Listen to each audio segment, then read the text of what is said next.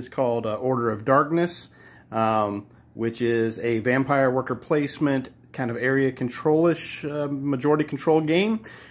And these are the three clans or septs playing. So we got the Purebloods, the Pendants, and the Volatiles. And this is called the Order of Darkness, which is also the name of the game. So this represents each area on the board. There's the Palace, Streets, Undercity, Club V, the Cathedral, and the Highlands. And they're all represented on the board here with different worker placement and rewards. And you're not limited to the number of times triggering. So like, instance, if somebody's gone to the Undercity with a power of 1 vampire, they are not, you know, any number of players can do that. And if you continue to roll ones and deploy your vampires here, you will gain 1 ploy. And each section has something. So in the Undercity, you can gain a ploy, you can gain a blood, you can place any power vampire here, and cash in 3 blood to gain a rune. And then in the end, when we go to judge it, after everybody's placed all their vampires, and I'll get to that real quick, this is how much reward you get for this. You'll get 2 victory points for controlling the Undercity. My cards over here, by the way. So yellow is Artifact. This is Prey, which are, you know, obviously people that you go after to gain blood. These are Rituals in the blue, and these are Ploys. These are the 6 areas on the board. They're called zones. And you have a player board, which is called your den, where you keep your vampires. And in the center is the crypts, or the crypt, however you want to look at it. But when you have a vampire that gets sent to the crypt, it goes, you put it to level 2. And then during like the cleanup phase, if I can ever find a level 2, guys, I'm sorry, I'm the worst at this. Then, you know, you will, like, like the first step is called Awaken. The stages of the game, you will, anything that's on a 1, you get to return to your player board because they've awoken. And if it's on the 2, it will go to a 1, so therefore the next round it will be able to come out. But if you go here to the Cathedral and just put a 4 or a 5 die here, then you can just return instantly a vampire to your player board for placement later in that turn. You can place any vampire in any zone just for its number. So like, for instance, let's say you didn't have 3 blood, but you just wanted to try to get power here, and you had a 6, you could place them here. I mean, even though you can't trigger this, it doesn't matter. You can still just place something there for power and not trigger an ability. These over here are my Demon Outsiders.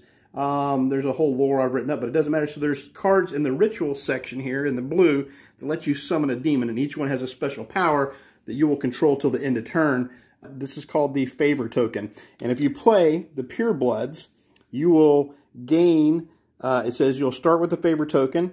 You gain 1 blood whenever you regain the Favor Token, because you can lose this. Because the Palaces, I know it's upside down there, but its control bonus is that if you win that area, you get to take this.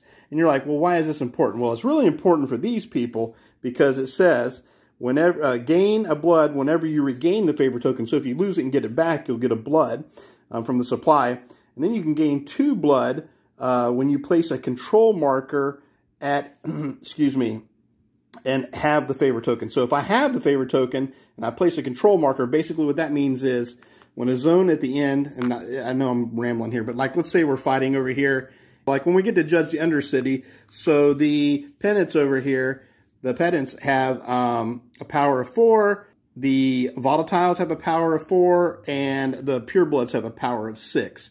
So each person, if they have a card that may affect something, may play starting with everything's always to the left of the person who has the Favor Token. So the Volatiles, if they want to, they can play a card to adjust this. And there's cards that let you maybe move cards from different zones to help you out. There might be cards that maybe can help break another vampire in play so that you have the lead.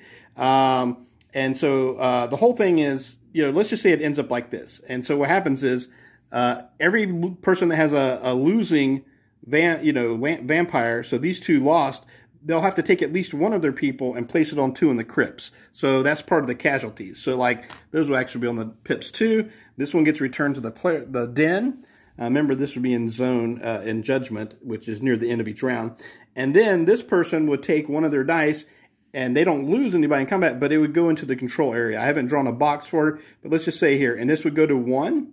So now your reward actually if you already have one here, then you advance it to the next number, and then you'll gain 2 victory points, but you'll also gain victory points equal to the number that you have displayed on your control token. So the longer you can hold an area, this will get higher and higher, unless someone bumps you out.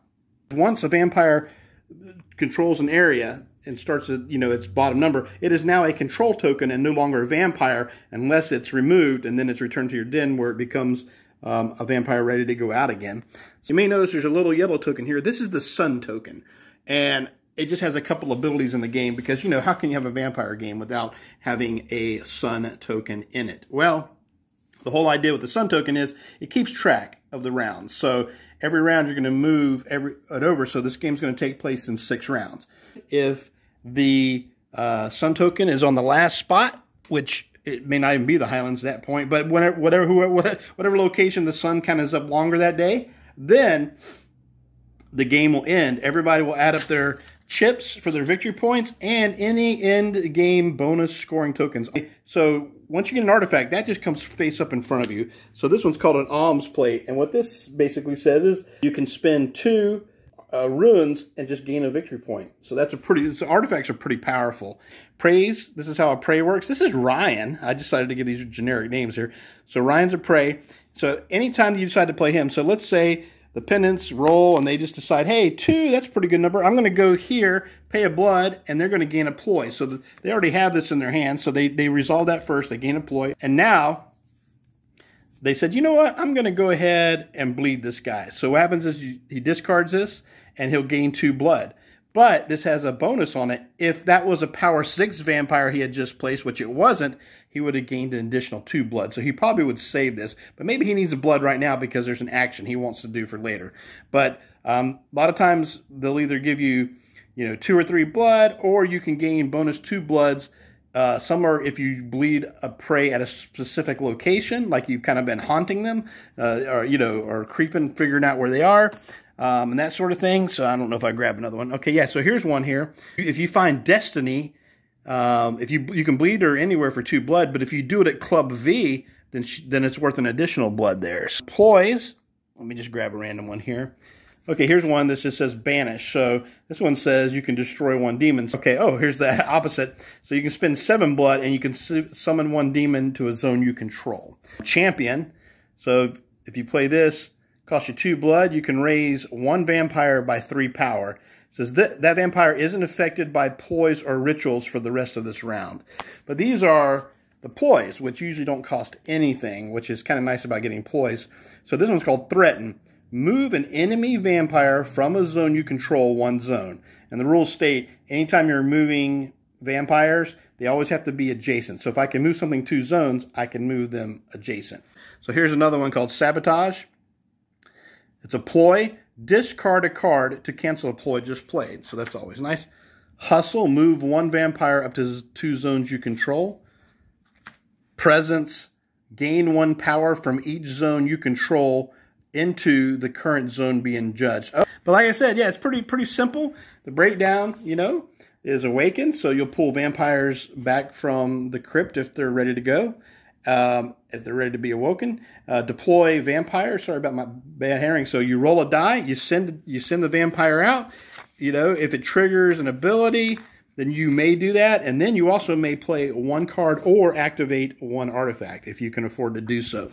And then you have Monarch's Favor, which the person who has the favor token can change exactly 2 things with each, swap 2 things around in the order of darkness of how the zones will be resolved. And then Judgment will occur, which you will evaluate each zone according to the order of darkness. And then, control tokens will be replaced, vampires will die, just, everybody's scrapping over. And power doesn't represent technically physical power. It's also mental power, mystic power, influence. I mean, it's everything. And then the cleanup phase, which is advancing the sun token and removing any demons, the outsiders back to their area. Off the board and pulling back any vampires. So that's the gist of the game.